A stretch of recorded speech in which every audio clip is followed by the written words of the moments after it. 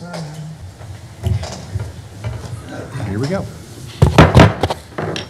Good morning. Good afternoon. I said, here I am. Good afternoon. Welcome to our December 8th, 2022 briefing. Pleasure to call this meeting to order. This is our second briefing for the Thursday, December 15th meeting, and we have no regular discussion items, so it'll just be a review of the agenda, which is actually very long. I'm happy to turn the meeting over to our County Manager, Dudley Watts, and we're going to kind of walk through each of the items. Thank you.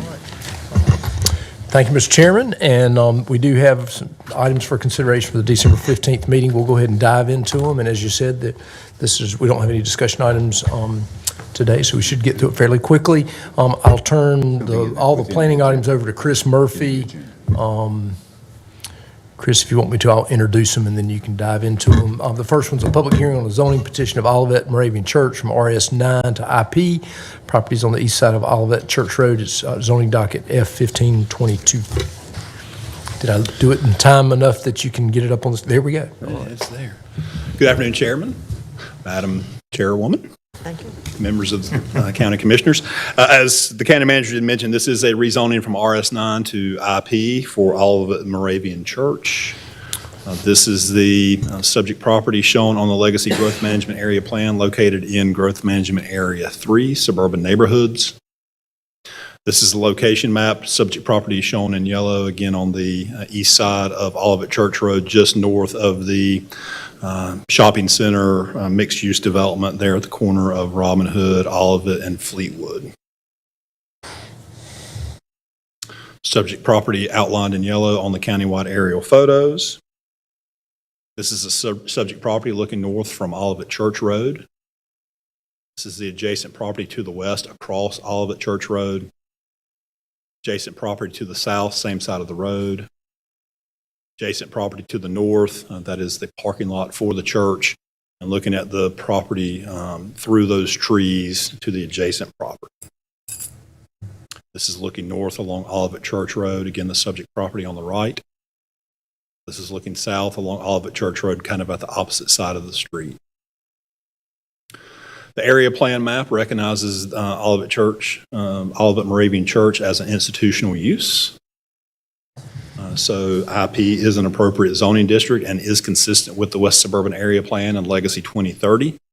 There are no anticipated traffic impacts associated with the request since, again, it's an existing church and under the proposed zoning district, it will continue to be a church.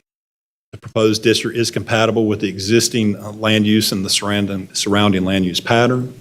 This was heard by the Planning Board at their November 10th, 2022 meeting. There were no speakers in opposition, and Planning Board did vote unanimously to recommend approval of this request to the Commissioners. With that, I'll be glad to answer any questions.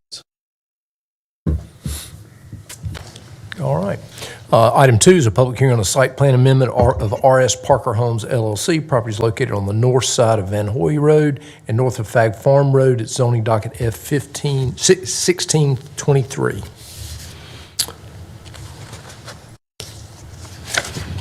Make sure that it does show up. Yes, as the County Manager mentioned, this is a site plan amendment to an approved site plan. The County Commissioners approved case F1597 back a few years ago, and the change in the site plan is to revise a couple access points, one of which is within Guilford County, Stokesdale, and the other one is a stub street that leaves Guilford County and Stokesdale and comes into Forsyth County. This is a subject property shown on Legacy Growth Management Area map located in the rural GMA 5 area up around Blues Lake, right on the county line. Subject property highlighted in yellow, again on the banks of Blues Lake, previously rezoned by the Commissioners to RS40S. This is an aerial image, again, of the subject property, the portion of the subject property within Forsyth County. Part of the project is within the town of Stokesdale and Guilford County. This is just an area plan map that recognizes the property being within the rural growth management area and recommended for single-family residential. Some images taken on and near the site, looking north at the terminus of Bent Ridge Forest Drive. This is in Guilford County. This is the intersection of Fag Farm Road and Van Hoy Road. Subject property is to the north. This is looking west on Van Hoy Road. The site is on the right. These next few images, this was the approved site plan, approved back several years ago, F-1597, that showed the access point on this northern area. The larger circle is where the access point and subdivision was originally to originate within Guilford County and Stokesdale. And that image, the circle further to the south, is the area where a stub connection is going away under the revised plan. Under the revised plan, the northern portion of the new site plan, you see that the access road has shifted further to the south. Again, all within Guilford County. And if you'll notice, the smaller circle, there was a stub street on the previous image. That stub street has gone away, and that's related to topo. Commissioner Linville at the last meeting asked why they didn't analyze that a little bit more. I don't really know, but I can tell you that there's a 75-foot drop. It's 830 in this area, and it's 830 on the portion in Forsyth County, and the elevation of the stream that's in between is about 755. So there's 75 feet of elevation change over about a 500 or 600 foot run. So extreme topo in that area. And again, a lot of times they'll put something on a map to get something approved, and then when they go do the engineering, they'll say, oh, we can't do this. And I imagine that's what happened in this case.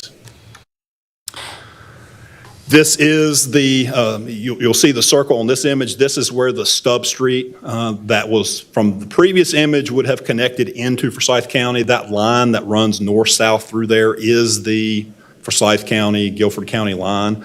So the majority of the road in question was within Guilford County and Stokesdale. It's just a small little portion connects to the road system within Forsyth County. And this is the revised plan that shows that connection going away. In summary, there is no increase in land use intensity than what was originally approved in zoning case F-1597. It's the same number of units. The request complies with the RS-40 district purpose statement and does not propose extension of public sewer into GMA 5. This was heard by the planning board at their November 10th, 2022 public hearing. There were no speakers in opposition, and the planning board did vote unanimously to recommend approval of this request. The site plan does meet UDO requirements. Just so the commissioners know, there is a condition of approval that is included in the conditions that essentially says that if the approval process for Stokesdale and Guilford County, if they fail to remove that connection, that basically will revert back to that F-1597, and that will be the plan of record. So with that, I'll be glad to answer any questions. I just want to make one comment. I read the minutes of the meeting and the details, and I really appreciated your comment is that if, in the discussion that the planning board had, if Guilford County and Stokesdale did not, if they didn't approve or did approve it, it would be ridiculous for us to require a small stub. So for us, it's really a moot point. If they require it, then it's going to happen, and we go back to normal. But I think generally speaking, that issue of isolating homes is really 100 homes. What the legislature changed the statute to be to allow 100 dwellings or homes with a single entrance and exit. I think that is problematic, just overall. And has that been something that you all have talked about, sort of requiring, maybe thinking about some local requirements on that? Well, generally speaking, we do have a requirement that requires interconnectivity, and it's in our ordinance. But again, it's one of those things where if you don't have anywhere to connect to, like the case that we saw last week on Hastings Hill, where they're kind of hemmed in by the Beltway and existing development on two sides. So in that case, even if we provide stubs, they wouldn't go anywhere because there would be no future development. There were no properties to stub to for the future. In other cases, we do provide stub streets, but it may be 10, 15, 20 years before anything develops that, essentially will network and lace those streets together. So yes, there are provisions in the ordinance for interconnectivity, but sometimes you run into situations with topo or development patterns that won't allow for interconnectivity. But generally speaking, our ordinance does require and promote that. That's good, 'cause I can see the exceptions of these two are easy, the one last week and our last time and this one. But yeah, but even in this case, that's a pretty large area for folks to get buried down in there with only one way in and out. I mean, that would be a concern to me, but then again, that's a developer's issue, and people got to buy it and make those decisions, I guess. But yeah, that's problematic. But I thought your comment made a lot of sense, and that kind of moved it along, so it was good. Thank you. Just one note, Mr. Chairman, if I may. Chris is well aware of a situation I have in my neighborhood of a development, one way in and one way out. It is a concern. I found out, though, that the city ordinance doesn't require it, which really, I wrote letters to my colleagues asking them to sort of reconsider that, because we're having 92 additional homes built now in the neighborhood that's already, in my humble opinion, densely populated. There's still only one way in and one way out. So that creates a serious problem traveling along that division. So I hope that we can get to a point where we have an ordinance to cover that, to at least ask the developers, if you build development as a part of your planning, have more than one way in and one way out. The cost is not that substantial, because I looked at some numbers on that too. The argument is that we need affordable housing. So let's make it easy for developers to come in and do that. But you don't want to jeopardize the safety of the community in doing that as well. I get off my soapbox now. Make that a part of the record. All right, agenda item 3 is a public hearing on an ordinance amending Chapter 3, 7, 9, and 10 of the UDO to revise procedures for submitting and approving applications in digital format.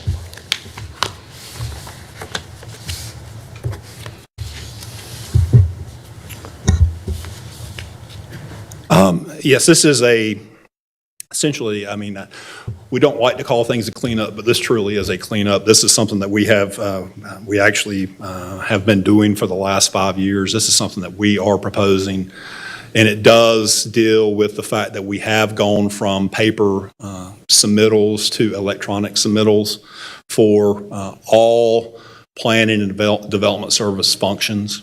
The UDO still has multiple references detailing specific requirements regarding the submittal of paper site plans. Again, I think I mentioned last time, even getting so far as to tell you exactly how they need to be folded. So this amendment removes those requirements and replaces them with more generic language that would remain valid even if we were to change to a different system or some other method of electronic submittal. I don't think we're going to wholly ever go back to paper submittals. I think we will stay electronic. That is, it's proved to be very beneficial both for us and the development community, and not having to expend funds for large sets. I mean, you think of some of our some commercial projects like the courthouse or hospital where you have 600-700 plan sheets, and you multiply that times the number of revisions and the number of copies of plans that we need. It's truly a cost savings for the development community, and it's a benefit for our staff in order to have all of this stuff archived. So the proposed language does direct applicants to the appropriate process for submitting into digital plans. Again, the language is broad enough that it should not need to be revised anytime soon. Staff does have the ability, willingness, and we have the procedures in place to assist folks who may not be technologically savvy or may just have a paper plan that they got from their surveyor and need to get into our system. We do have abilities to get folks into our system, into the review process, so that's not a barrier either. This was heard by the Planning Board at their September 8th, 2022 public hearing. There were no speakers in opposition, and the Planning Board did vote unanimously to recommend approval of this request to the commissioners. This item has already been heard by the City Council and was adopted by them back in November. So with that, I'll be glad to answer any questions. Thank you. Thank you, Chris. All right, you've got a special resolution. It's item 4. It's a resolution declaring the Forsyth County Board of Commissioners' intent to close Roller Ridge Road and calling a date for the public hearing on the matter. Matthew Hamby with MAP Forsyth will review this.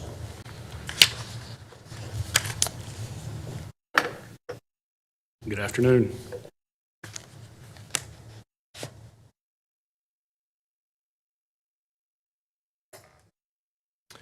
Actually, this is going to get a little bit into the issue of stub streets. You will see here in a moment, so. So we were approached by Mr. Daniel Fritz. He is requesting the closing of Roller Ridge Road off of, in Louisville Trails subdivision. Roller Ridge Road was recorded in Plat Book 44, page 87, on January 25th, 2002. Here's a slightly better view of that. Mr. Fritz owns lot number 2, as shown on this plat. And as Mr. Murphy just talked about, the Stub Street instance, or Stub Street situation. Here you can see that this street falls inside of Forsyth County, but does abut the city limits of Louisville. Here's a slightly better view of that zoomed out. You can see here that the parcel to the east does have access from Dab Road.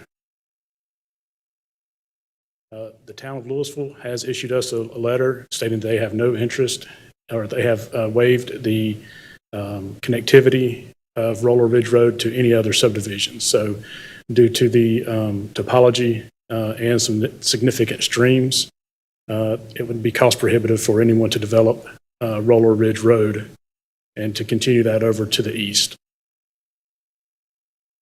Here's a copy of the letter from Stacy Tolbert, who was the interim town manager when we requested the letter from her. Here's the topology of that area, and you can see where Roller Ridge Road comes to, and these are 10-foot contours where it dead ends as it falls off there in elevation. I'd be happy to try to answer any questions you may have. I had one question, if you can go back to where the plat map that's blown up that shows it. I'll actually go one down from that. Here? Yeah, so I actually talked to Mr. Fritz at length and kind of led him to Matthew. So what's going to happen, if I understand, is that property is going to be divided up between Mr. Fritz and his neighbor. Well, does the road that's constructed there, I guess it becomes his property, but you potentially end up with a weird, you'd never put the driveway there probably, his driveway, I guess it's the confusion about what happens to what was a road that's now a driveway. That's my question. As to who maintains that, or? I guess they've got to work it out with their next door neighbor. Yeah. Okay. Becomes their property at that point. So it is kind of an issue that just if you buy that property across the street and you get ready to put your driveway in, what do you do? Do you just pave the other part of the road and you end up with this giant driveway that's part of both people's yards, or what? And that was just an observation I had with Mr. Fritz when we were talking about it. And what he said, well, I'm going to try to buy that segment of property, because he basically came to us and said, I want to buy all of the property, all of that old right-of-way. And I said, well, that's not how it works. It's going to be divided up between you. But I'd really just ask the question just because it does create another weird issue that may come up between neighbors at some point in time. So. Any other questions? Any other questions? Matthew? That'll be for them to decide. Hopefully they get along. We'll see. So, all right. Thank you, Matthew. All right. Item 5 is approval of the minutes for the December 1st, 2022 meeting. And I know our clerk will get those out here as soon as you can. They will go out this week. Very good. Thank you. All right, agenda item, we go into some budget and finance items, and it looks like we've got 4 of those. Item 6 is an amendment to the fiscal year 2022-23 budget. It appropriates fund balance for performance management incentives, and you got an associated amendment to the motor vehicles and mobile equipment replacement capital projects ordinance. Christopher Ong with Budget and Management will review this, and this will sound somewhat familiar because you did the same thing last year at Tanglewood Park. So. Thank you, Mr. Manager. Mr. Chairman, Madam Vice Chair, members of the board, good afternoon. So we ended year 2 of a pretty effective performance management strategy driven by our managers that's coalesced around annual discussions involving replacement golf maintenance equipment at Tanglewood. During the FY23 department budget meetings, the Parks Department was again incentivized to set realistically optimistic targets regarding golf operations at Tanglewood Park. And like last year, the incentive discussed was that 50% of any net golf profits realized could be used to procure replacement golf maintenance equipment identified in the funding plan. So on the last page, I think I included a targets sheet that you could see.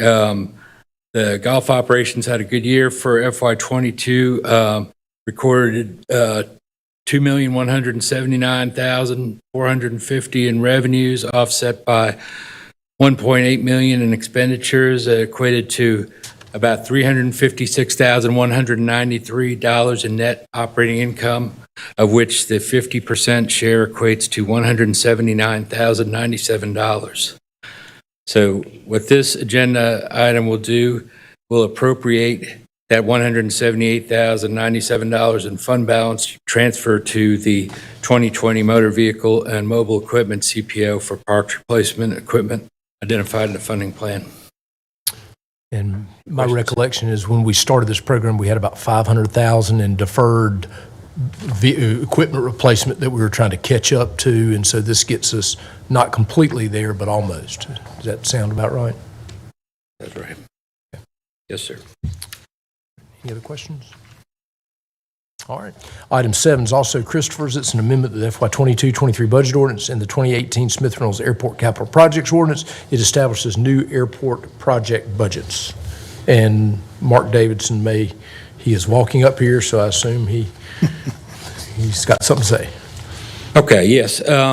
Thank you. Approval of this next set of items will amend the 2018 Smith Reynolds Airport Capital Projects Ordinance by authorizing 4 projects and appropriating funds of $6.7 million to establish project budgets for airfield lighting rehabilitation, the South Aircraft Parking Ramp improvements, Brushy Fork Creek restoration, and the Smith Reynolds Greenway feasibility study.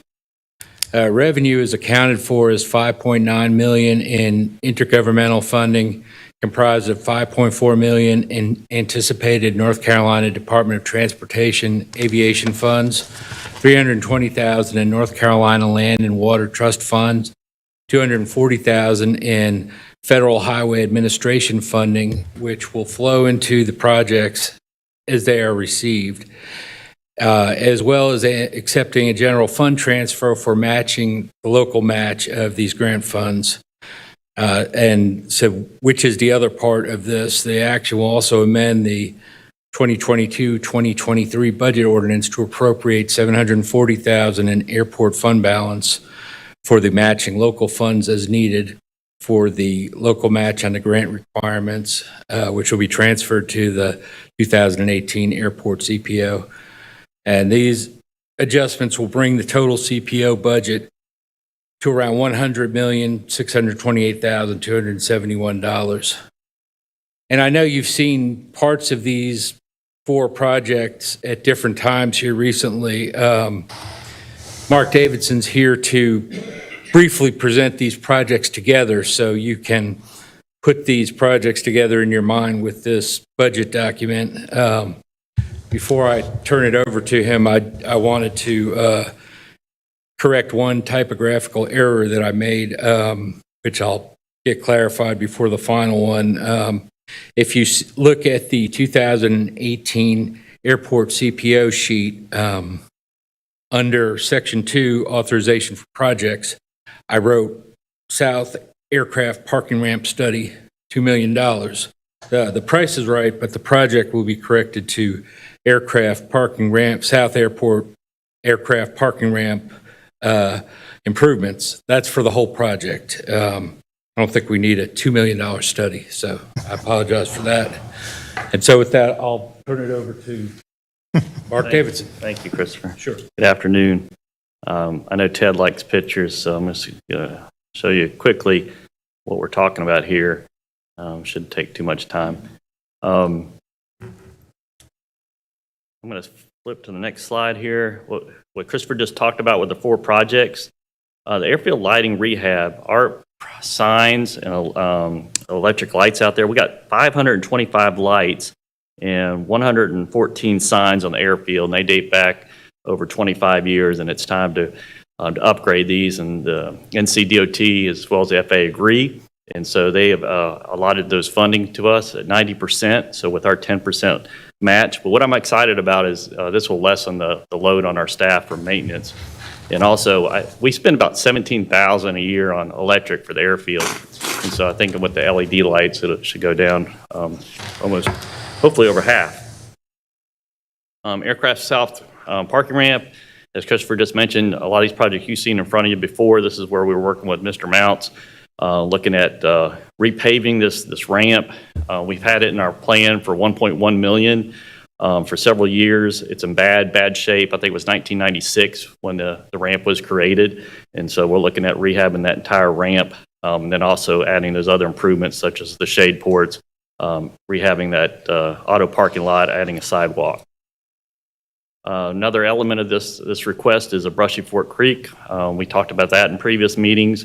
You can look at the linear feet along our residents on Barkwood as well as Whitfield, and we're trying to get that grant from the NC Land and Water Fund. It's done several thousand miles of streams and rivers.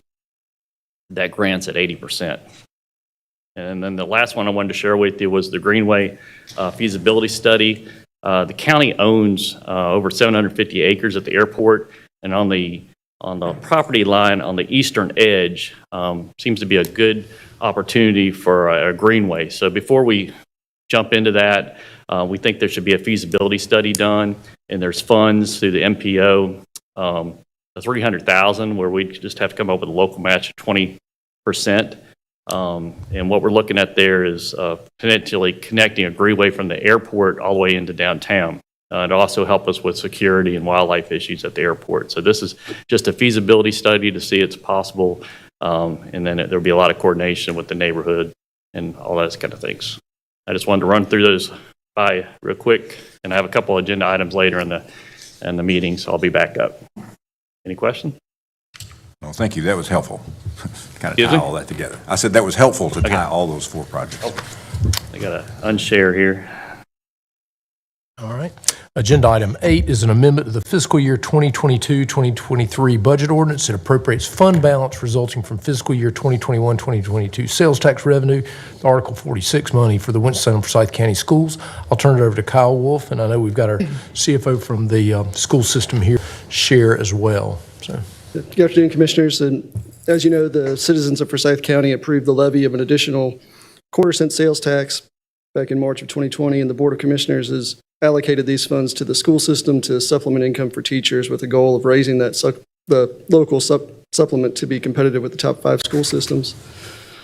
The FY22 adopted budget, so last year's adopted budget, included $17,187,523 from Article 46 sales tax revenue, and actual revenue from Article 46 totaled $19,113,221.82. And so this agenda item would appropriate the additional $1,925,698.82 to the school system to be used for additional supplements.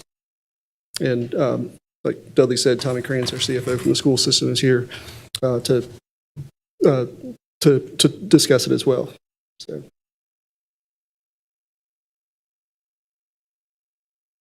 Good afternoon. It's a pleasure to be in front of you, and I'm sure this is not going to be the only time I'm going to be in front of y'all. I just wanted to give y'all a quick update on how the funds have been received and where they've been allocated to date.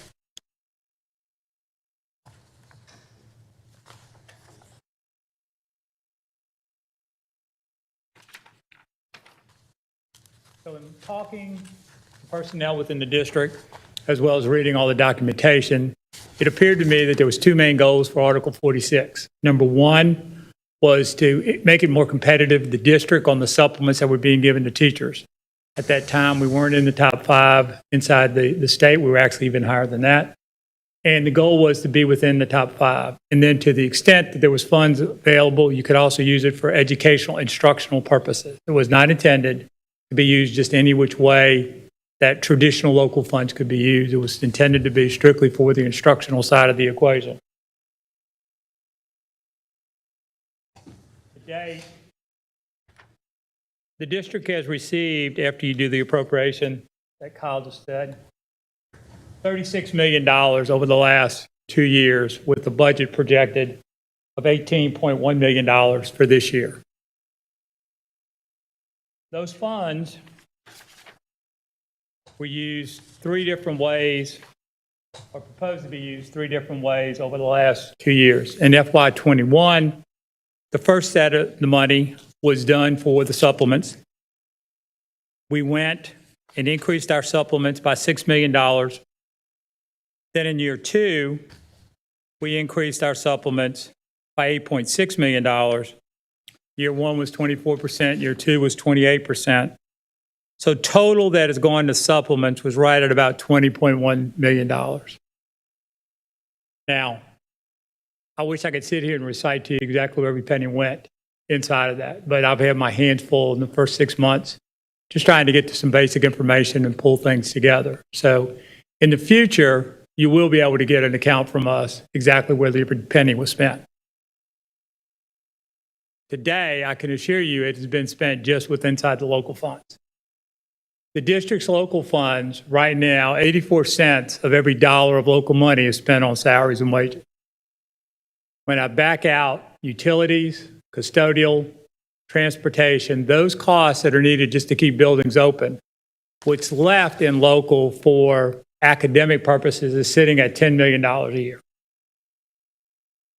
And that's the budget as we know it today. A recap of it, and I'm proud to say this, and I think y'all will be too.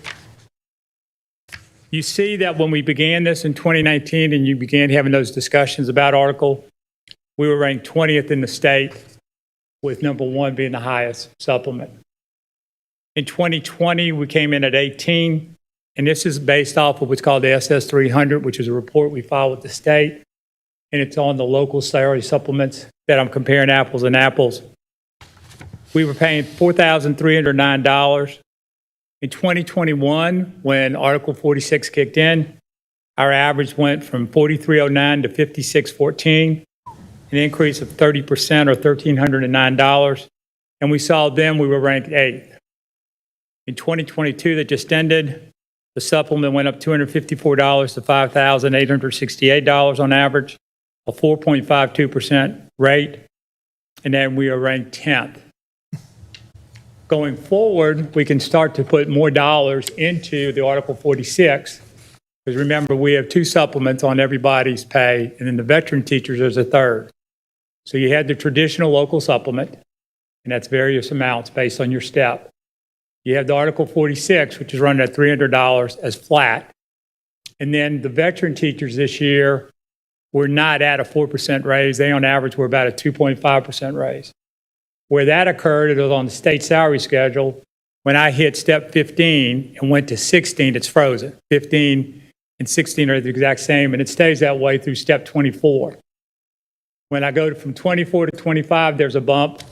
And then once I go to 26, it's frozen with 25, and it stays that way as long as I teach. So to give that staff a 4% raise, like we gave everybody, and everybody on average was about 4.2%, we gave, the board approved for us to use a part of the incentive, the Article 46 money, to get those veteran teachers, which is about 1,700. There's around 4,000 teachers in the district. There's approximately 1,700 that fall within the veteran category. Any questions? I probably got a couple just for clarification. First of all, the number you just gave, the 5868 for, I guess, for 21-22 supplement average, 5,868. That does include that additional amount that you added to the veteran teachers that you just talked about. Yes, sir, it was. So that includes that. And my memory from the past is that the baseline, if you will, prior to Article 46 was that 4,309 number that you gave us. That was prior to, sound correct? Yeah, yes, sir. 4,309 is exactly it. What was the average amount of the supplement prior to Article 46? So I'm assuming, just correct me if I may be incorrect.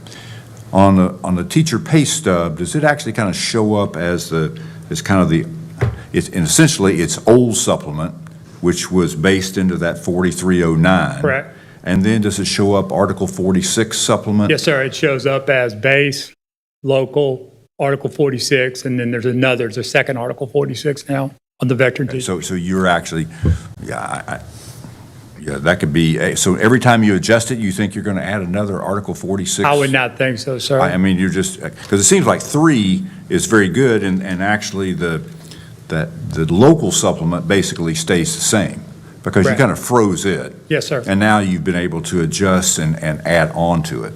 I know this is a bigger picture issue, but I know a lot of the general concern in 10 years ago, I'll put it in perspective. 10 years ago, the large concern was that our supplement schedule, when you lined it up from 0 to the top, the schedule itself, we were very competitive at the top, at the teachers with the max experience. Right. We were not very competitive at the bottom. And so we had this fairly large range. And what I had hoped originally with the Article $46 is that actually the range would compress. Right. The top would move up slowly. Right. But the bottom would move up faster. It would compress and become more competitive at the beginning end. Just following what the school board has done, and I do understand partly why they did it, is that they essentially offered across-the-board increases, pretty much. And you could argue that the across-the-board supplement increase so the same per teacher, helped out the inexperienced teachers more because they got the same amount that the very experienced teacher did. So you did experience a little compression with that. But the last thing, the adjustment, I know exactly why you made the adjustments you just made, but it actually takes that experienced group now and decompresses, Correct. expands it, further out. Which essentially you have now kind of locked that in, and that will be there, it's kind of going to be there. I mean, you're not going to, I don't see you backing off of it, so to correct, if you're going to compress it anymore again, then it's going to be, it's just another little hurdle that you're going to have to overcome by not giving a smaller increase at the top. Which probably concerns me from the competitive, because I would really be interested to know if you took, say, the average of the 0 to 5 years experience teachers compared to our neighbors, if you will, because you don't have that statewide. You just have to compare it to either your competitive neighbors that you want to look at. We used to look at the Big Five with Charlotte and Guilford and Wake and Durham and Forsyth. And then the top end, it'd be interesting to see what it looks like. And obviously, you don't want to get the top end out of whack, and this could be an okay thing. But it'd be nice for us, to look at the big picture and say, well, what's the average of 0 to 5, and what's the average for the kind of the 25 to 30, and not worry about the 30 plus. We can put that together for you. Yeah, kind of something that kind of shows us how we're comparing. Yes, sir. In that marketplace to get at it. But it sounds like you've got a good account. The hard thing we've talked about here from the commissioner's standpoint is that you have to have a certain, what's your sort of comfort level with how much more can you build in, because this funding source, while has been skyrocketing in growth with Article 46, at some point, we keep thinking it's going to happen, it's going to begin to slow down, and quite frankly, could even plateau and dip a little. And you as a school board want to have that sort of comfort level that you almost have a little reserve to cover that whenever that happens, kind of your comfort level, because it'll probably happen. I would And- believe so. And so it's the hard part about how much, I mean, you don't want to have a bunch of money sitting in, if you will, an Article 46 fund balance Right. that is intended to help out teachers. But on the other hand, you don't want to be in a position 2, 3, 4 years from now where you have to freeze it or reduce it, Correct. which I think is a problematic, kind of issue. So I don't know if and I can see, if I'm thinking of you sitting in that chair with what you've been dealing with in the last less than 6 months, you may not have had that sort of thinking about yet. But I've had that thought. We need to do some homework on it. Yeah, it's one of those things, you've got to get some sort of, and it's literally, it's kind of from the gut about what you sort of think the economy is what's going to happen with sales tax. And it would be helpful probably for you to talk to our folks about the sales tax history, or kind of how it's, because it is not like this. Right. And right now, it's like this. Right. It's been a little, a lot of individual dips and ups and downs, and it has to do with a lot of variables in that. So it'd probably be helpful, because you got to have, in your position, you've got to have that comfort level with a guesstimate of how much I'm willing to commit. Because once you commit it, you hate to have to take it away. Correct. And we'll do- But you also had to be prepared, which is an education of your or the whole teacher workforce, is that should this begin, the school board needs to understand, and everybody needs to understand, at some point, if we've guessed wrong here, then there's not going to be a place to make it up. Correct. Because this is a real commitment, which has turned out to be way better than anybody ever envisioned. When you showed that chart, talked about 11 million. Right. And now we're getting close to 20. And in a short period of time is pretty amazing. That's amazing Oh, yes, that that's sir. happened. But the world's not going to continue like this, I don't believe, and we'll have to think about it. Dr. Martin, I agree 100% with everything you're saying, because what goes up is going to come down.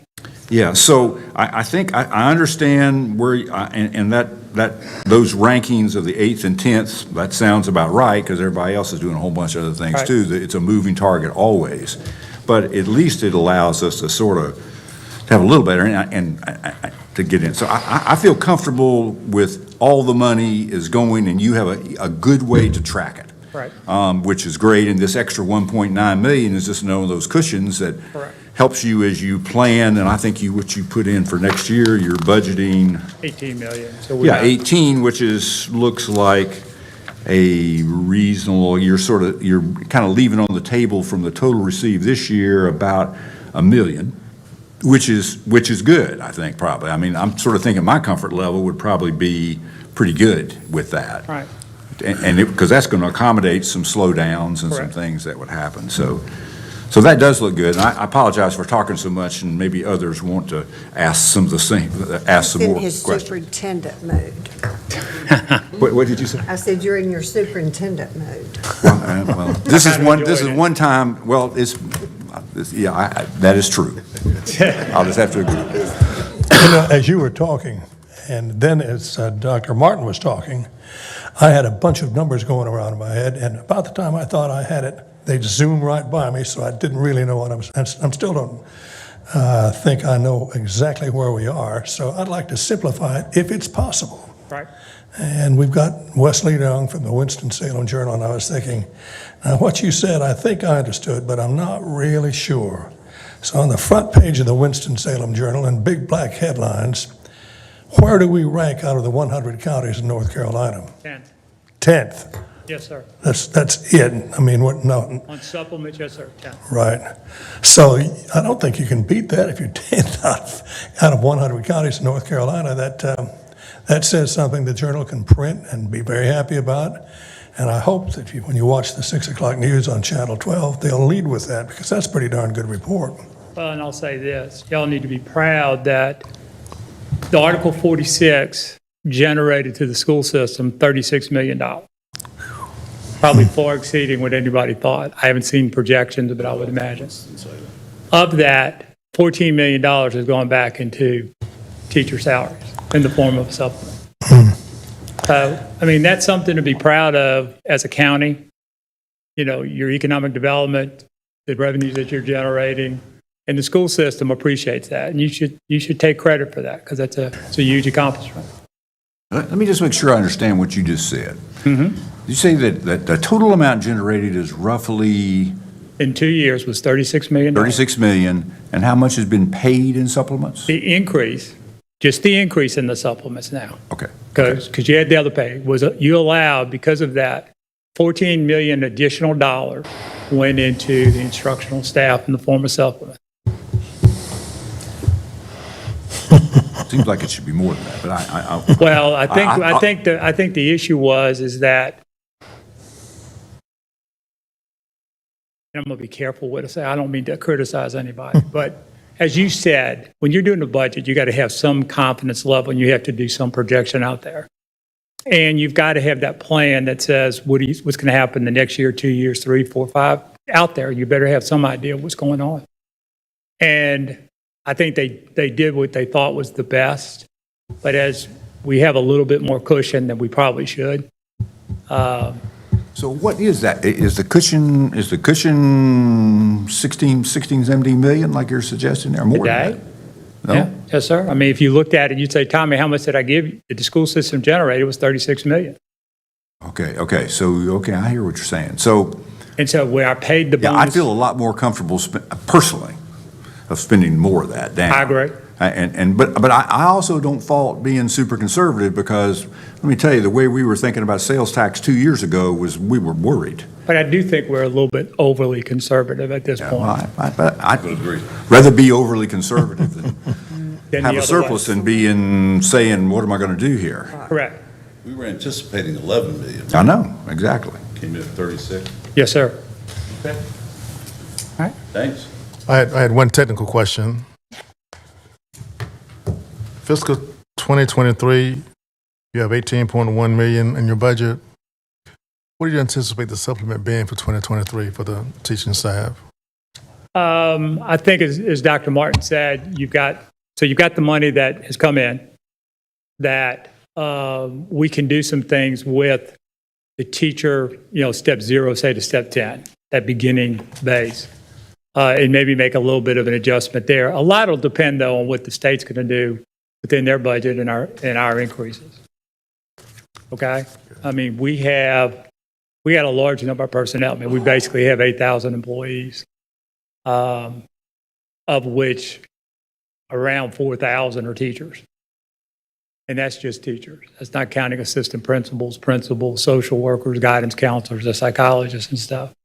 So when we start talking about giving everybody a raise of 1%, it gets to be a challenge just because of the number of bodies we have and the limitations you have on funds. The other thing that we're staring at is in FY25, the budget, ESSER 3 is no longer a funding source. That dries up at the end of 24. Right now, we're funding 207 positions out of those funds. So there has to be a true up with the revenue that's going to come in and the services we can provide.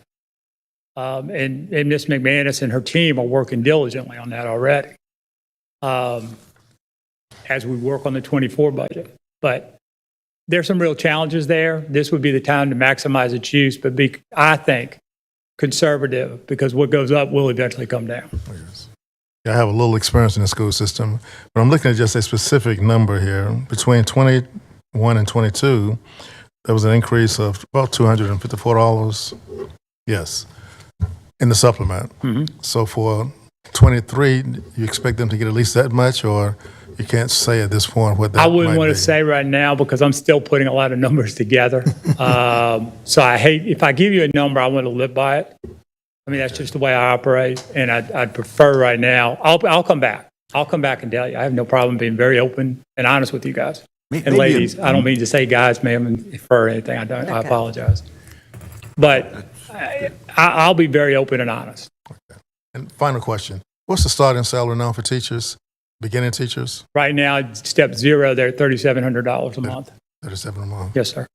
So on your chart, you have a chart that said funds received to date, and you show the budget and the additional received and the total received. And yeah, the total received is the 36, and your budgeted numbers were 28 million. This is what was kind of, so the difference between budget and receipt is only about 8 million. But what you really said, you've got about 14, 15 million in surplus. So you really, So, yeah, that's the conservative side of that. Right, That's huge. because- So a column that showed spent in there instead of, you can have additional, there's kind of another column needed. Supplement spent in FY '21 and FY '22, which would total your middle part, which Well- shows the conservative nature. But I think you got to look on that now, not just what the total was, it's really going to be what the increase was. Total supplements that were spent in the Oh, 2 yeah, years yeah. was I mean, 69 take away million. I'm just focusing on Article 46. Okay, only. okay. Article 46 only. I got you. You see what I'm saying? Because we Yeah, we but paid but what you have in the 11, your budget of 11,050 and the 17,187 for 21 and 22, that's just Article 46. Correct. And the total, so this chart is all in Article 46 world. Yes, sir. And you want to see the amount spent in Article 46 world, which shows you got really, the $8 million more than you anticipated, but you actually have a fund balance in that, if I'm heard Right, you right, was because 14 or 15. your Article 46 was Yeah. higher. You've got a big fund balance. in it. Correct. That's- But in the 2 years, the supplements that were paid out to teachers was $70 million. Yeah, exactly. That's everything. Gotcha. Okay, no, I got it now. This has been very helpful. Mm-hmm. I apologize for talking so much to my colleagues. Are there other questions? I was just going to ask a quick question. So, where are you showing the surplus? Is it a designation or a reserve in the audit? No, sir. Right now, in the fund balance, and I'd rather tell you privately because I haven't disclosed to our board yet, Oh, okay. but it went up substantially. But you got to really look at it Yeah. I think, because there was some moving parts up and down, and that the true net, in my opinion, wasn't a good sign. yeah. I think it'll be It was helpful. positive, don't take it wrong, it was positive. Yeah. But, I mean, you think about it, the school system is a $1 billion a year business. Yeah. When you look at all the funds, there's over $1 billion going through there and going out. I think it'll be helpful from our perspective because when the board originally adopted Article 46, it really was reserved for instructional salaries, knowing that there was a baseline number of supplements that had been paid out. And so, I mean, I know you've got some flexibility in designating reserve, but I think from moving forward from a transparency perspective, if there's some designated Article 46, management designated Article 46 would be a very transparent Very way to say that's what it is. We can do that. Yeah. Okay. Thank y'all very much. It's been a helpful presentation. Thank you. Thank you. And I'm glad you're here, by the way. All right, agenda item 9 is an amendment to the fiscal year 2022-23 budget ordinance that appropriates reserve fund balance for the Winston-Salem Forsyth Public Art Commission. Kyle Wolf. So, Commissioners, again, back in FY '21, so 2 years ago, the Board of Commissioners approved $10,000 for the Winston-Salem Forsyth County Public Art Commission as part of a special appropriation. Those funds have not been spent or encumbered, and they've been held in assigned fund balance since, at the close of FY '21 and also at the close of this past fiscal year. The Public Art Commission would like to use these funds to create a mural in the Forsyth County Public Library's Carver School Road branch on Lansing Drive. And so this item would appropriate these funds in order to commission that project. I think that's great. Do that big can of weed eater near the dandelions. I don't know, I think that's dangerous. Thank you, Kyle. All right, we have 2 grant matters. Item 10 is a resolution authorizing execution of the necessary documents to apply for and accept U.S. Department of Justice. I'm just going to say SCAP funds. You got an associated budget ordinance amendment, and Randy Hunsucker with the Sheriff's Department is going to review. Thank you, Dudley. Honorable Chairman and board members, good afternoon. This item before you authorizes execution and submission of documents in order to apply for and receive SCAP grant funds in the amount of $24,380. It also approves a budget ordinance amendment to appropriate those funds into the detention operations budget. As per Department of Justice Reauthorization Act of 2005, the SCAP funds must be used for correctional purposes only and per a list of allowable uses.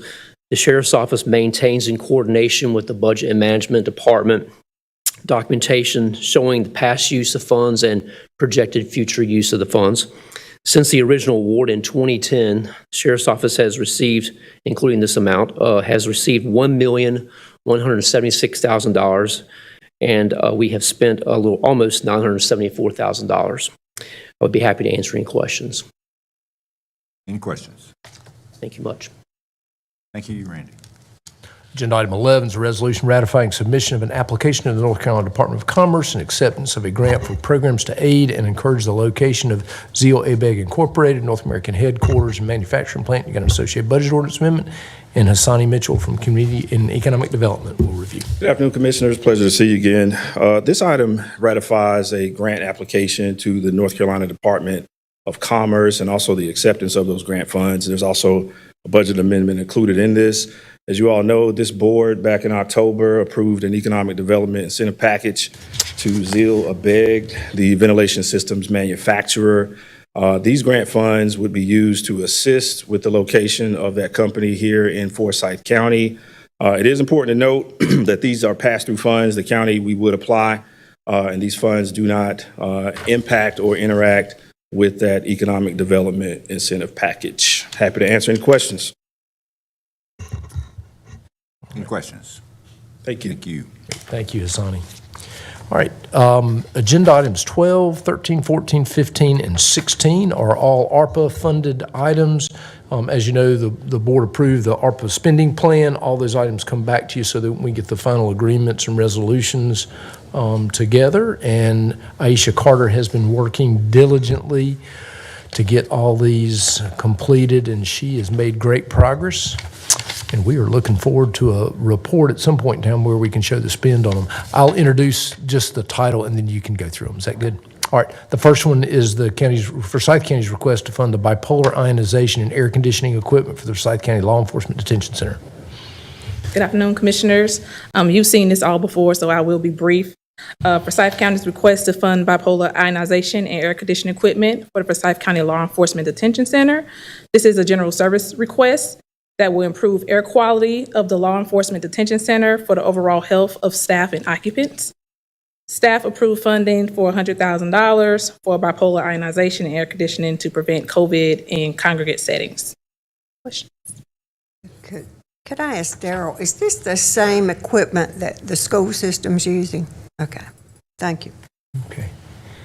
Any other questions? All right. Trade name bipolar? Or is that a system? I would not know. Damien, would you know the answer to that one? No, when you Google it, that's what you get. All right.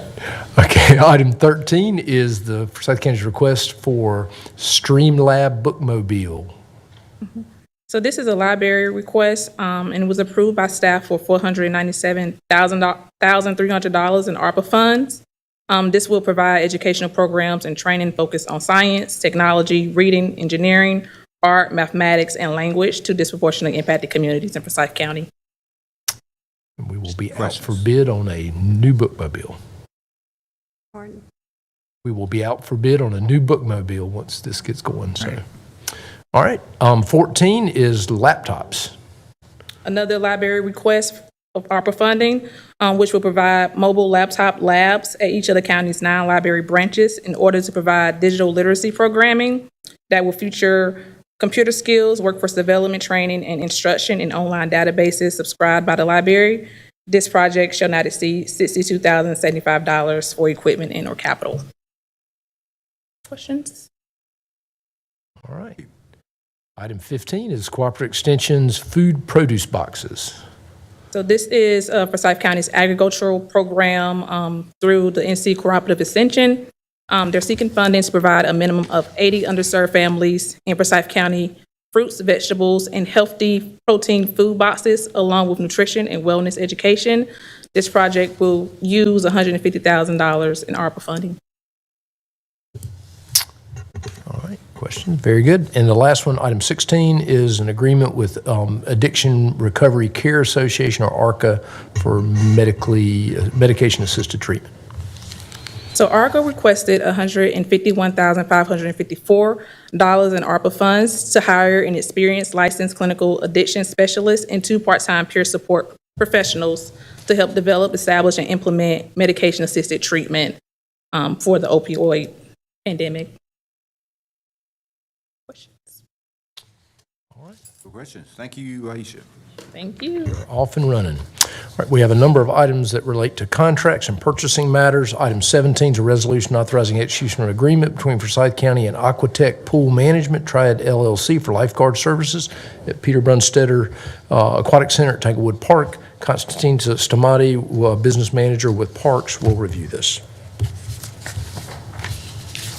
Good afternoon, Commissioners. The item for your consideration is a resolution authorizing execution of an agreement between Forsyth County and Aquatech Pool Management for lifeguard services at Tanglewood Pool. On January 6, 2022, the board approved a lifeguard service agreement with Aquatech Pool Management, which is the same firm, for the 22 season. The agreement included an option to renew for 2 additional years for 2023 and 2024 season. Due to difficulties in recruiting lifeguards, Aquatech requested a price increase beyond the contractual authorization to exercise the automatic option. As a result, the contract was rebid. On October 18, 2022, 8 businesses had the bid sent to them directly, in addition to general solicitation that from City County Purchasing. 3 bids were received and opened by City County Purchasing Department on Friday, November the 4th, 2022. Aquatech Pool Management Triad LLC was selected as the lowest responsible and responsive bidder. After the rebid, Aquatech proposal decreased by $9,782 compared to their original request. The net change from year to year is a $10,218 increase, or 5.9% over the prior year's contract price.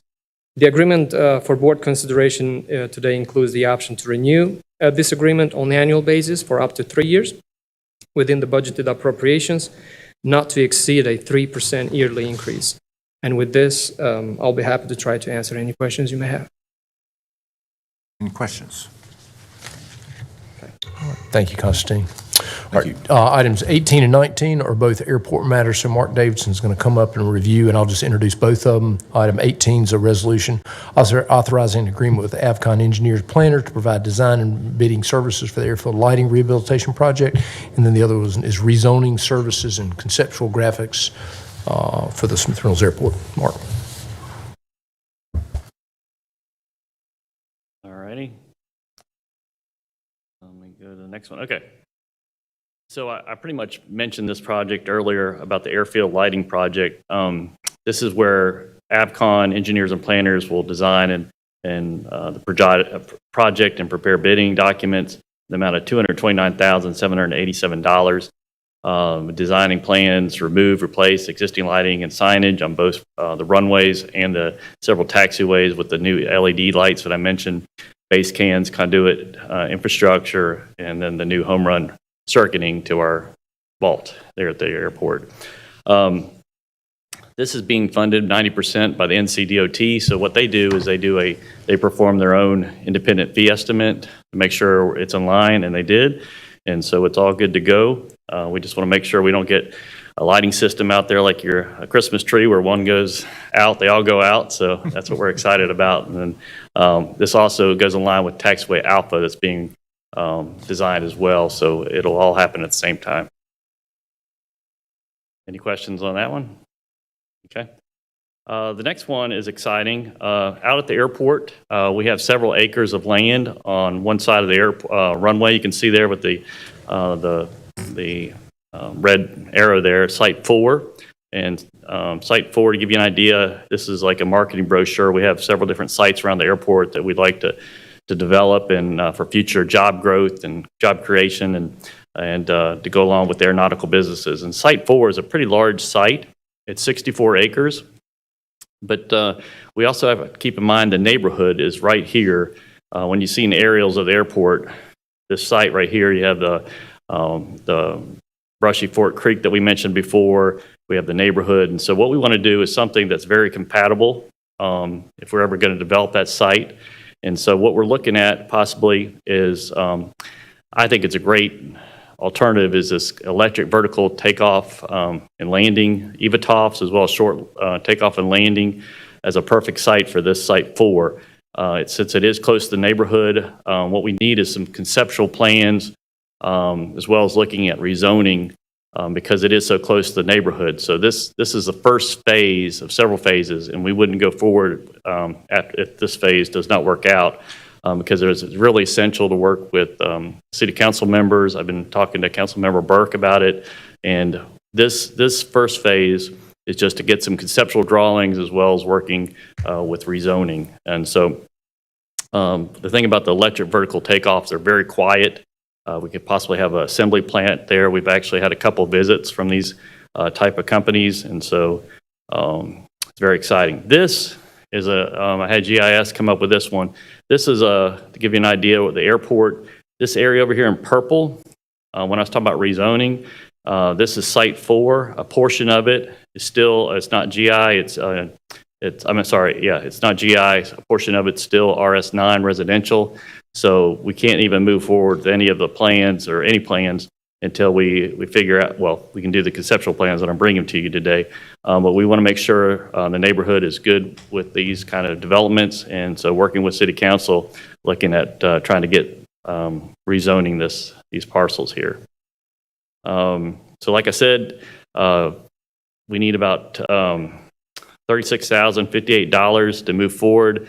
Got a task order from Avcon, and they would use Stimmel, since Stimmel is a local firm that's very good at working with the community members, community leaders, residential neighborhoods, to get everyone to see what the vision is and to make sure we want to move forward. We'd also utilize the existing state capital infrastructure funds that we have in our bank accounts. It'd be 100% funded.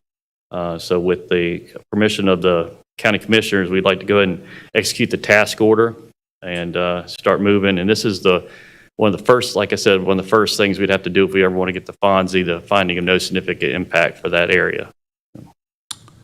So, Chris, how did the city end up doing RS4 alongside a runway?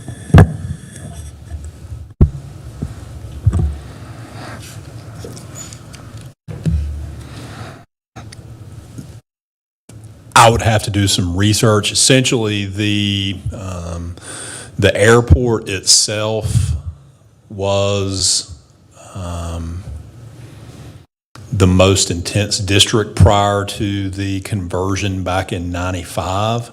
I'm not sure when the airport proper acquired the properties in question, whether or not some of them have always been part of the airport, whether some of them have been acquired at a later time. But a lot of that property, if it wasn't owned by the airport at the time, would have simply gotten converted from what it was prior to the UDO to the most comparable zoning district from pre-UDO to post-UDO. So again, I'd have to do some research, but if it was residentially zoned under the previous ordinance, it just got mapped over to residential with the conversion in '95, and there haven't been any requests to rezone the property.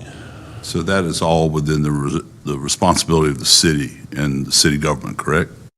County would have no influence over the zoning. Correct, because it's even though the county owns it, it's located within the city of Winston-Salem. So the zoning authority, who would set the zoning would be the city council in this case, unless the property were de-annexed. Thank you. Just one question, Mark. You mentioned you're going to have some community meetings eventually. Have you started that process in terms of planning a specific meeting with them? That's what this is all about.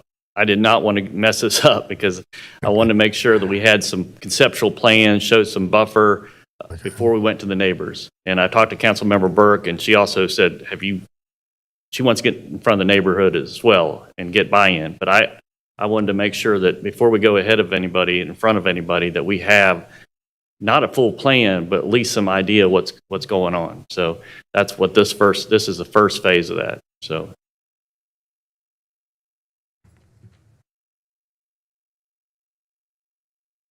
All right. Any other questions for Mark? All right. Thank you, Mark. Thank you. Agenda item 20 is a resolution awarding a contract to the Resource Company Incorporated for Emergency Rental Assistance Program, or ERAP, temporary staffing services. Krista Smith will review this. Hey, Krista. Hi. Good afternoon, Commissioners. On June 17, 2022, a request for proposals was issued in collaboration with the City County Purchasing Department, and the Resource Company Incorporated was identified as having the best overall proposal to fulfill the requirements. On September 8, 2022, the Forsyth County Board of Commissioners approved awarding the original contract to the Resource Company Incorporated.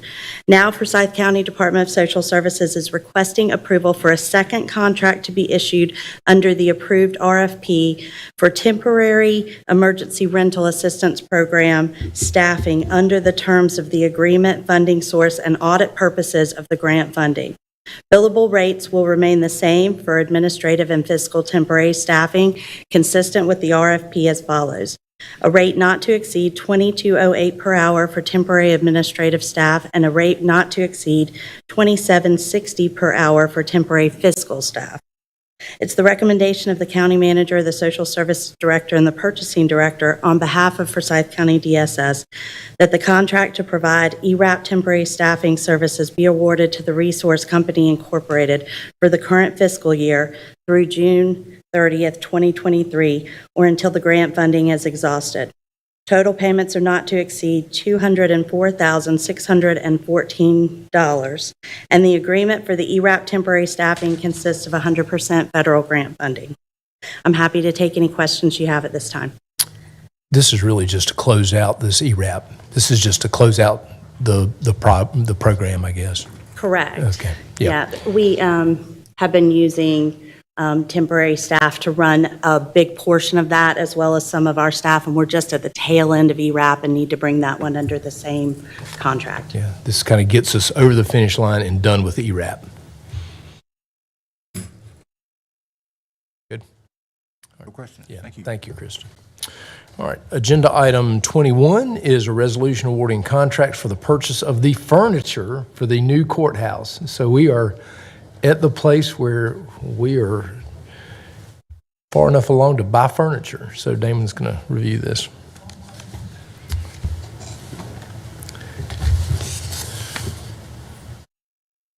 If he can find the furniture. There you go.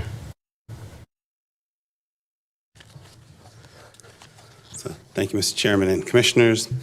So we are to the part of the project where we're putting out awards for furniture that we want you to consider for approval for the new courthouse project. The first bid was opened on September 20th, and there were a number of packages that did not have at least 2 bids, so we decided to rebid the project. So that was opened on October 20th. There were 6 bid packages, so these are those packages, and then the winners in bold and underlined.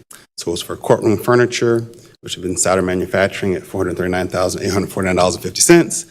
The case goods, contract business solutions at $785,513.11. The seating with Furniture Solutions Plus at $1,295,552.39. For tables with contract business solutions at $237,780. And then the workstations with contract business solutions at $260,095.63. And then the last package were some specialty chairs, which was PMC Commercial Interiors was the only ones that actually bid on that at $69,321.42.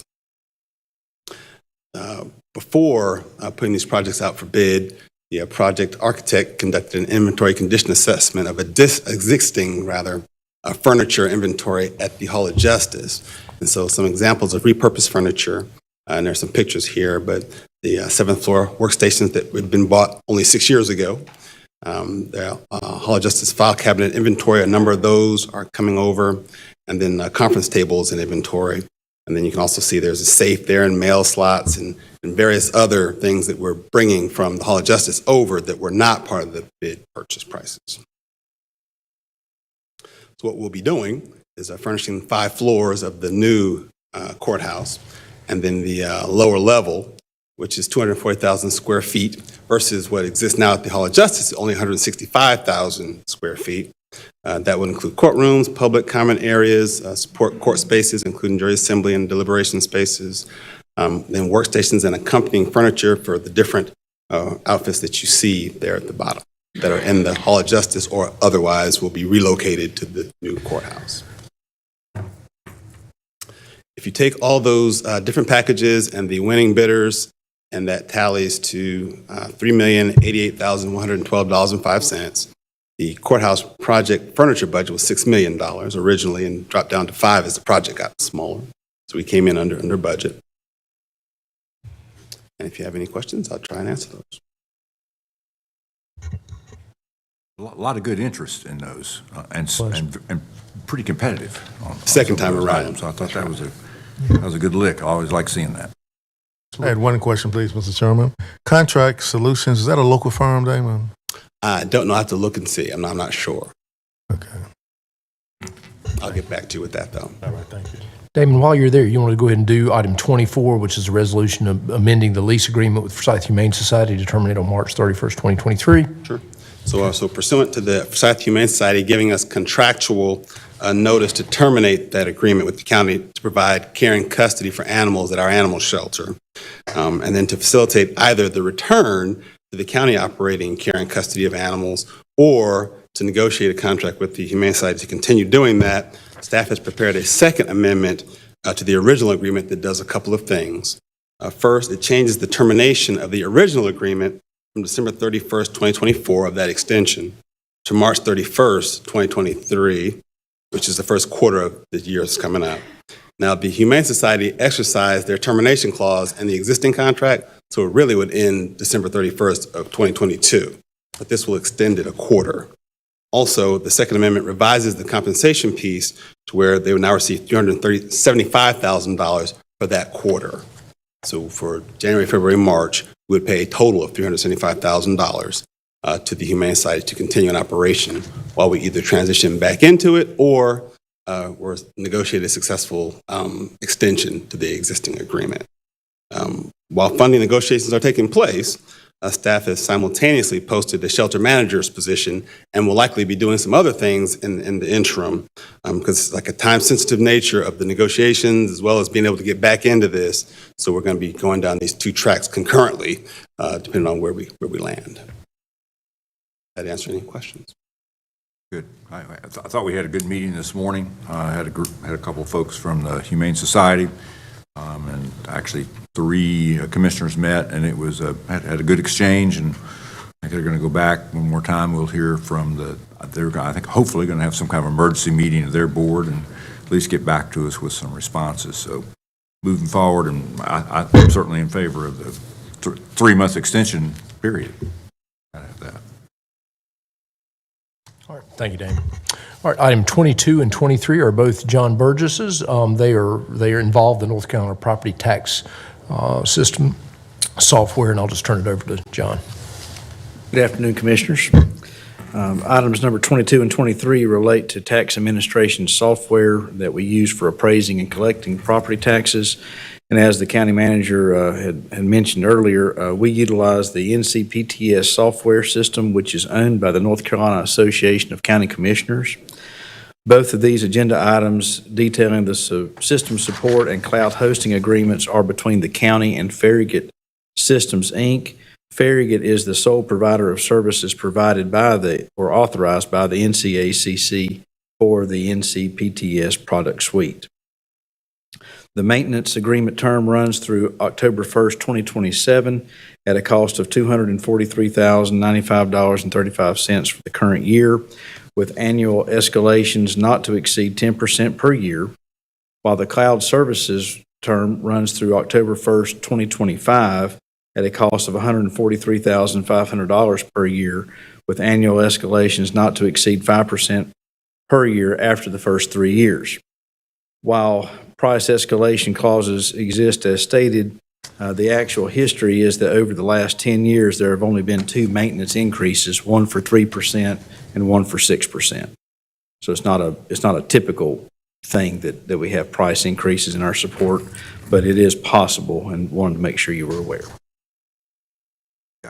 I would think that ought to be that ought to be adjusted. That's for I mean, I'm fine with it, but to have a contract with that kind of increase, that kind of flexibility on something pretty straightforward, I thought was a little high. It's actually negotiated by the association, right? Yes, it is. Yeah. So it's one of those things we're sort of along for the ride on, but the association maintains a really close relationship with the vendor. And so there's some, I think it's really a cost plus almost consideration. Does every county participate in that? No, sir. There are maybe a little bit off, but approximately 20 counties participate in at least the billing and collection side of the system, and about 16 counties participate like we do in both sides, which is also the real estate appraisal and reappraisal piece. Are the larger counties, what kind of, how many are they included in that 15? Some. Guilford County is probably the largest county that is on both sides of the system, like we are.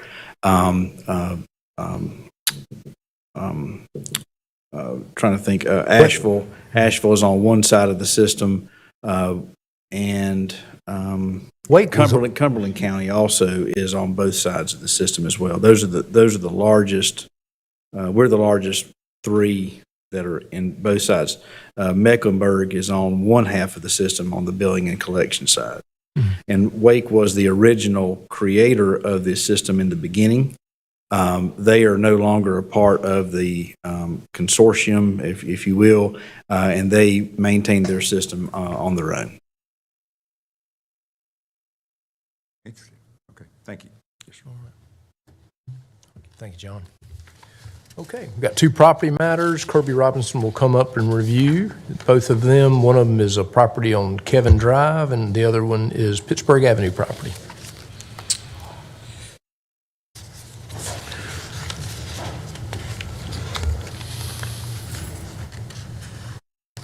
Right. Good afternoon, Mr. Chairman and Board. I appreciate the opportunity to bring these items to you today. As background on the 210 Kevin Drive offer, this property was acquired through a tax foreclosure auction in 2014. And again, I'll just sort of note that was under the tax department's old way of conducting foreclosure, where the county would actually enter a bid. They do not do that anymore, so we have not acquired any more surplus properties. We're actually about done disposing of our inventory of surplus properties. The county has maintained that property since 2014. We don't provide recurring services to it. There's really not a lot that goes into it. A little over half an acre. Tax value is $13,200. It's zoned residential. It's unimproved. There are utilities available, both water and sewer, to the property, but they're not existing connections that run to it. So the board did receive an offer to purchase that property. The offer amount was $8,000. It's from Laudis Holdings, LLC. They state that they intend to construct a residential home on the property. We typically do some analysis around these offers. That use is consistent with the surrounding area. There's neighborhood around it, of course.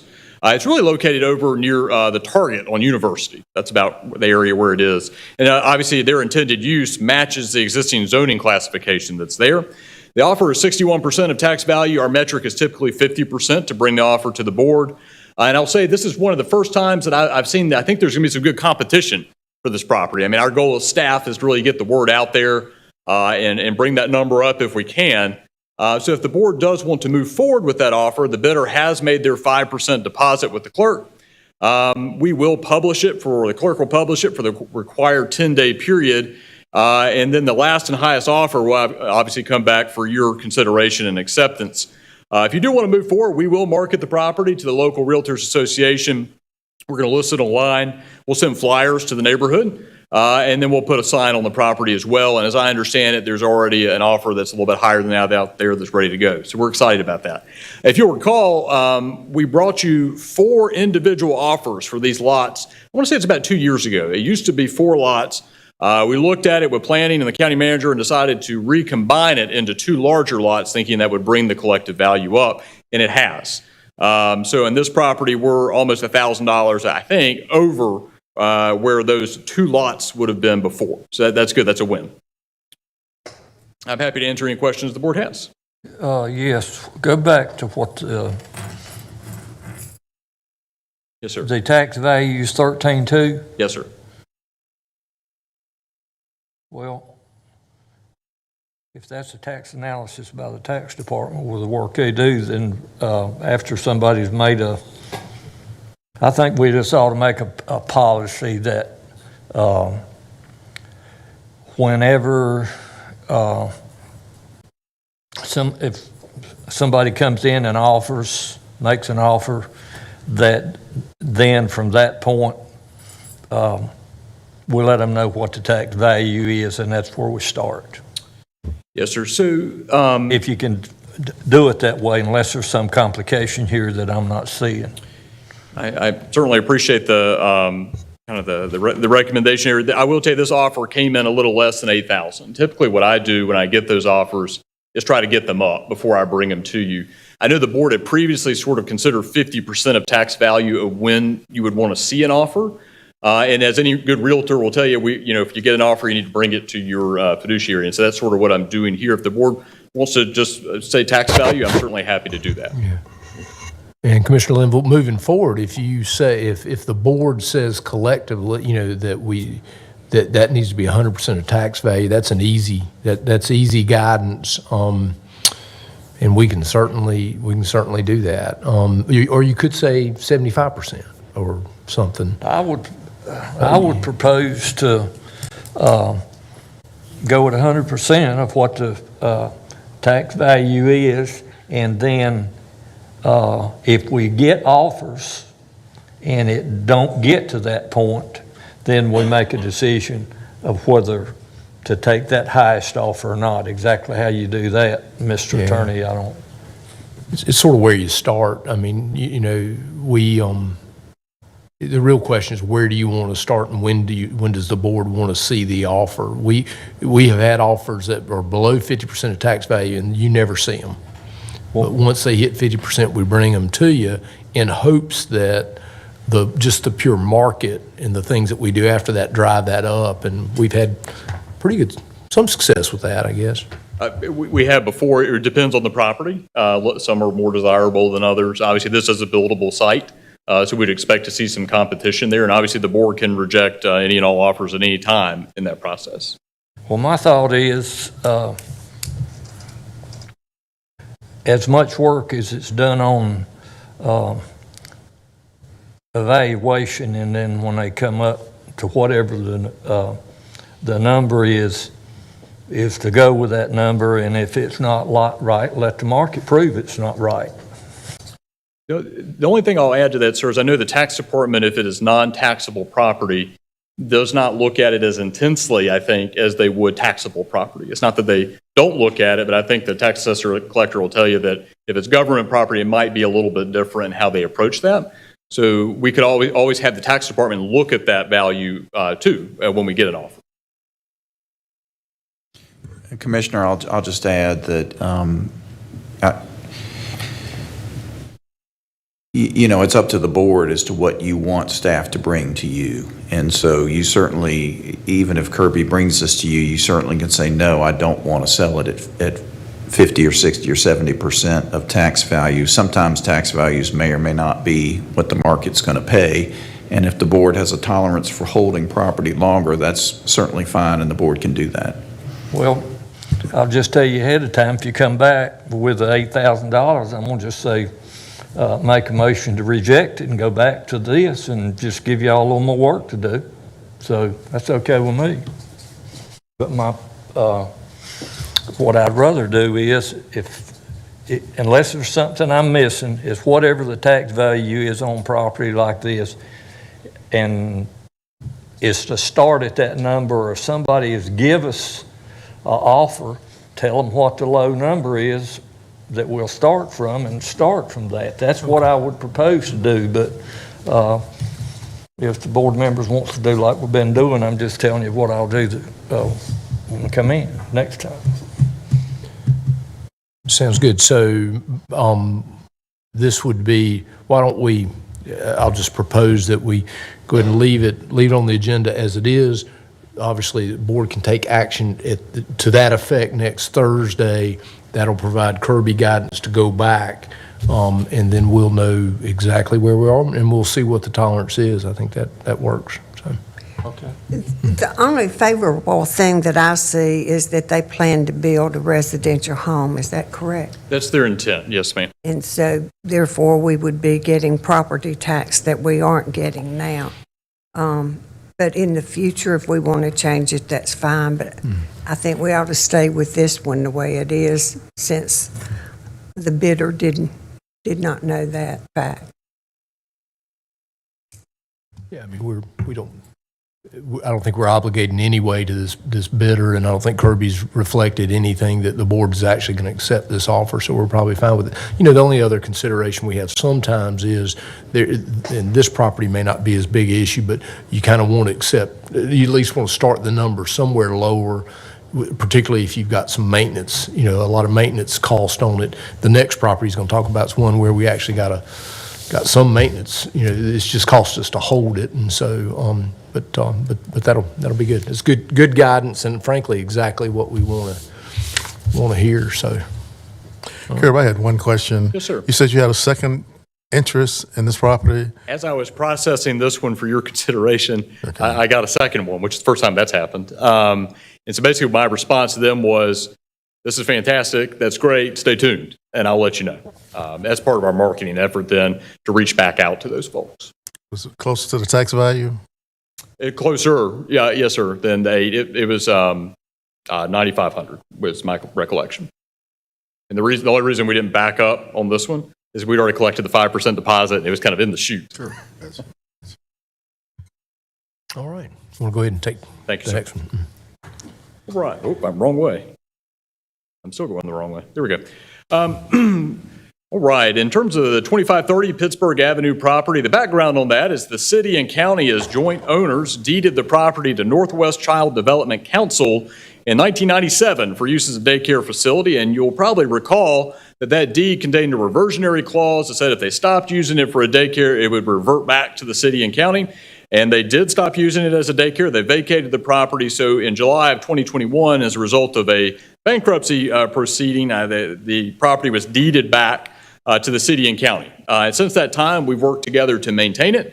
It is in pretty rough shape, as you'll see in a moment. The size of the lot is 1.3 acres. Tax value is a little over $204,000. It is zoned institutional public. The facility itself is about 2,600 square feet and was constructed in 1972. And you'll see it on the right side of your screen. It's, of course, over near the Coliseum. So we've received an offer of $100,000. That offer was from Ballston Thurman Community Network. And their intent for that property is to have it serve as the headquarters for the Ballston Thurman United Initiative. So I did want to give them a little bit of a plug and kind of talk about their organization, because I think their mission is really neat.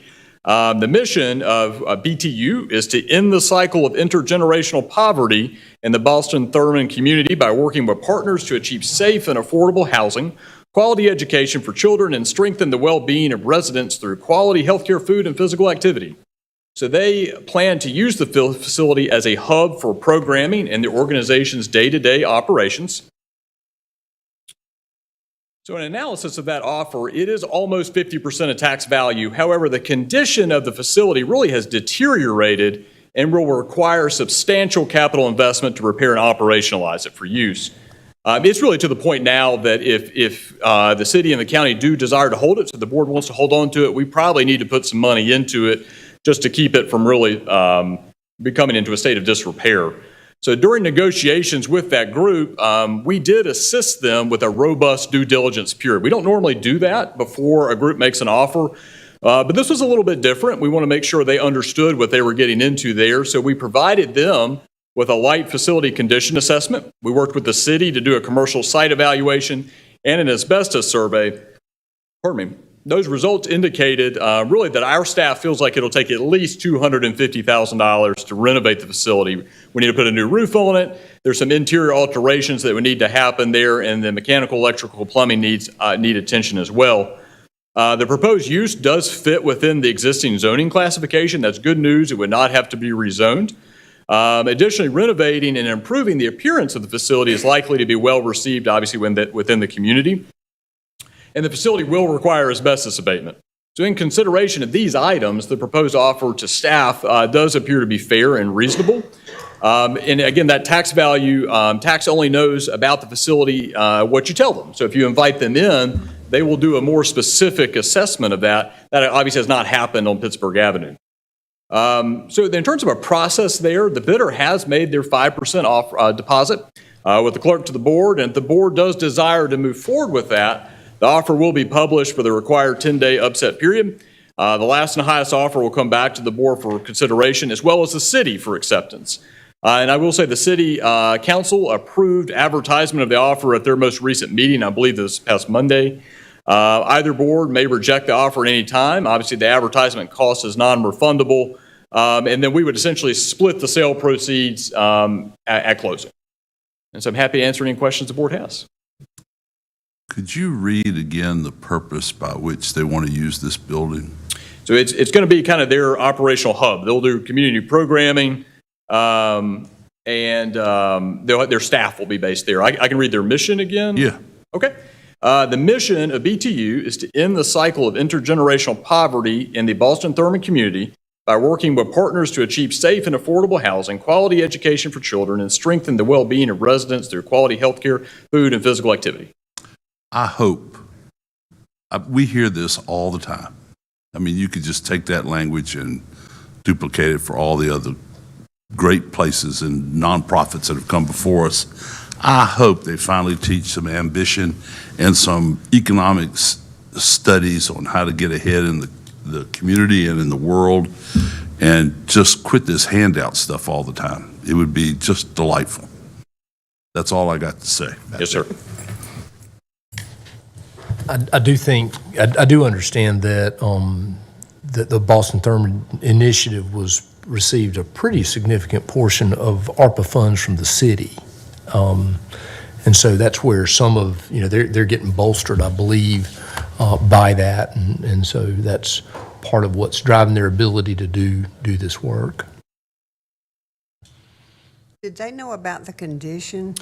Yes, ma'am. We worked really close with them. We were initially evaluating, for your consideration, a 10-year lease. And so when we got into the condition of the facility, I mean, they would be making, 30-year improvements for a 10-year lease, and it just didn't make sense on some level. And that's where we really switched to looking at a potential purchase of the property. And so they've been along for the ride, and that we've shared all that information with them. In fact, they've had their contractors come in out there and look at it. So they actually, I think, already have a campaign in mind, in terms of raising some funds to do those things. It is going to take a lot of work. I mean, it has the little toilets in it and all that type of stuff because it was a daycare. So it's going to take some work. Thank you. Thank you. All right. Thank you, Kirby. All right, so we can get on through this. Items 27 through 40 are appointments, and so those closed yesterday afternoon, probably. It closed on Monday. Monday, okay, very good. So you'll see those applicants. You've got item 41, which is a resolution approving refunds by the tax assessor and the collector in the amount of $2,987.43, fuel surcharge report, and that is it for the agenda. The only other thing that was mentioned, Gordon grabbed me right before the meeting, and I understand there might be a little movement on the State Board of Elections. Yes, the State Board of Elections did dismiss the elections appeal this morning. Just found out about it a short time ago. That starts the 13-day period in which the petitioners may appeal. The matter will end unless the petitioners, 1, appeal this to the Superior Court in Wake County, and 2, they get a stay of the certification from a judge in Wake County. So I'll keep you informed as I learn as the process goes forward.